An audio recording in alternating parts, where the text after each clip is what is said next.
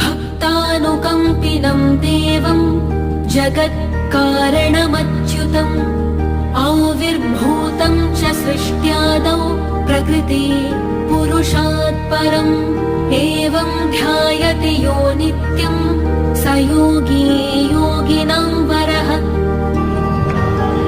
नमो व्रातपतये नमो गणपतये नमः प्रमथपतये नमस्ते अस्तु लम्बोदरायैकदन्ताय विघ्ननाशिने शिवसुताय श्रीवरदमूर्तये।